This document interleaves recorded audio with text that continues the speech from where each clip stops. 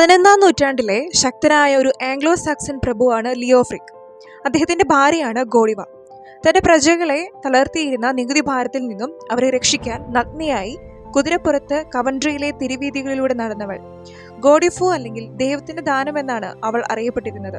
എന്നാൽ ഇന്ന് ലോകം ആ സ്ത്രീയെ അനുസ്മരിക്കുന്നത് ഒരിക്കലും ചെയ്തിരിക്കാൻ സാധ്യതയില്ലാത്ത ഈ ഒരു കുതിര സവാരിയുടെ പേരിലാണ്. കവൻട്രിയിലെ സാധാരണക്കാരായ ജനങ്ങൾ ലിയോഫ്രിക് അവരുടെ മേൽ ചുമത്തിയിരുന്ന അമിത നികുതി ഭാരത്താൽ തളർന്നു കഴിയുകയായിരുന്നു. പലകുറി ഈ അമിത നികുതി ഭാരത്തിൽ നിന്ന് തങ്ങളെ രക്ഷിക്കണമെന്ന് കവൻട്രിക്കാർ ലിയോഫ്രിക്കിനോട് അപേക്ഷിച്ചെങ്കിലും അദ്ദേഹം അതൊന്നും കൂട്ടാക്കാൻ തയ്യാറായില്ല. കരുണയാചിച്ച് ലിയോഫ്രിക്കിന്റെ മുൻപിലെത്തിയ ജനങ്ങൾക്ക് പകരം ലഭിച്ചത് നികുതി വർദ്ധിപ്പിച്ചുകൊണ്ടുള്ള നോട്ടീസായിരുന്നു. ഇതോടുകൂടി ആളുകൾ വളരെയധികം പരിഭ്രാന്തരായിത്തീർന്നു. ഈ ഒരു ഘട്ടത്തിലാണ് പ്രജകളുടെ രക്ഷയ്ക്കായി ലിയോഫ്രിക്കിന്റെ ഭാര്യ രംഗത്തെത്തുന്നത്. ഗോഡിവു അഥവാ ദൈവത്തിന്റെ ദാനം എന്ന് വിളിക്കപ്പെട്ടിരുന്ന അവർ അഗാധമായ ഈശ്വരഭക്തിയുള്ളവരായിരുന്നു. കവൻട്രിയിലെ ജനങ്ങൾ അനുഭവിക്കുന്ന ദുരിതത്തിൽ അത്യധികം മനസ്സലിവ് തോന്നിയ അവർ ജനങ്ങൾക്ക് വേണ്ടി ഒരു ശുപാർശയുമായി ഭർത്താവിനെ സമീപിച്ചു. മുമ്പ് പല സന്ദർഭങ്ങളിലായി അവർ ഇതുമാതിരി പ്രഭുവിനെ സമീപിച്ച് കാര്യങ്ങൾ ഉണർത്തിച്ചിരുന്നു. ജനങ്ങൾക്ക് താങ്ങാൻ കഴിയാത്ത നികുതി ഭാരം റദ്ദാക്കി കൊടുക്കണമെന്ന് അവർ അദ്ദേഹത്തോട് ആവശ്യപ്പെട്ടു.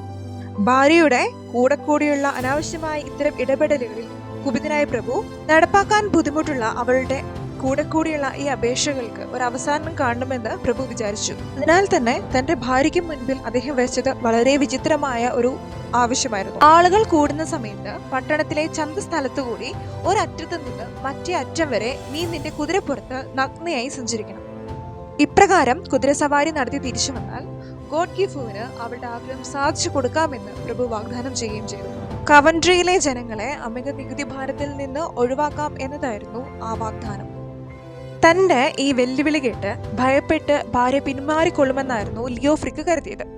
മറിച്ച് അദ്ദേഹത്തെ അമ്പരിപ്പിച്ചുകൊണ്ട് അവൾ ആ വെല്ലുവിളി ഏറ്റെടുക്കുകയാണ് ചെയ്തത്. പിറ്റേ ദിവസം രാവിലെ പൂർണ്ണ വിവസ്ത്രയായി ഗോഡ്ഗിഫു അവളുടെ കൂന്തൽ കൊണ്ട് അവളുടെ നഗ്നത മറച്ച് കുതിരപ്പുറത്തേറി വ്യാപാര കേന്ദ്രത്തിലൂടെ സഞ്ചരിച്ചു. ലിയോഫ്രിക്കിന് ഒരു വിധത്തിലും തന്റെ വാഗ്ദാനത്തിൽ നിന്ന് പിന്തിരിയാൻ ആയില്ല. അവളുടെ ആവശ്യപ്രകാരം അദ്ദേഹം അപ്പോൾ തന്നെ നികുതികൾ പിൻവലിച്ചുകൊണ്ട് ഉത്തരവിട്ടു. ഈശ്വരഭക്തിയായ ലേഡി ഗോഡിവയുടെ നഗ്നശരീരം മറയ്ക്കപ്പെട്ടത് അവളുടെ സമൃദ്ധമായ കാർക്കൂന്തൽ കൊണ്ടായിരുന്നില്ല, മറിച്ച് ദൈവം ആ സന്ദർഭത്തിൽ അവൾക്ക് നൽകിയ അദൃശ്യമായ വസ്ത്രം കൊണ്ടായിരുന്നുവെന്നാണ് പറയപ്പെടുന്നത്.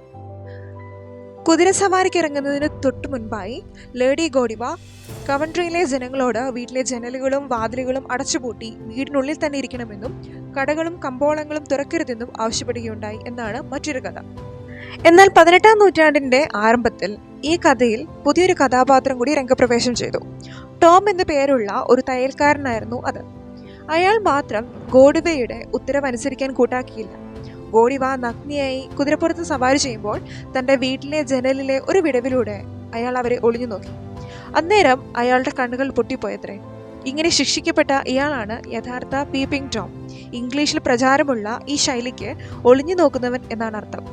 കവൻട്രിയിലെ ജനങ്ങൾ 1678 മെയ് 31 ലേഡി ഗോഡിവയുടെ കുതിരസവാരിയുടെ പുനഃാവിഷ്കാരം ആദ്യമായി നടത്തി.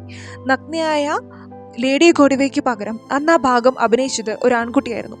ചില ഇടവേളകൾ ഉണ്ടായതൊഴിച്ചാൽ ഇത്തരത്തിലൊരു ചടങ്ങ് 1907 വരെ നിലനിന്നിരുന്നതായി കാണാം. പിന്നീട് ലേഡി ഗോഡിവയായി അഭിനയിക്കാൻ ആളെ കിട്ടാതെ വന്നപ്പോൾ ആ ചടങ്ങ് അവിടെ അവസാനിച്ചു. എന്നാൽ ഇന്നും പ്രസിദ്ധമായ ഈ കുതിരസവാരിക്കാരുടെയും ഒളിഞ്ഞു നോക്കുന്ന ടോമിന്റെയും പ്രതിമകൾ ഇംഗ്ലീഷ് നഗരത്തിന് ഇന്നും അലങ്കാരം ചാർത്തി നിലനിൽക്കുന്നുണ്ട്.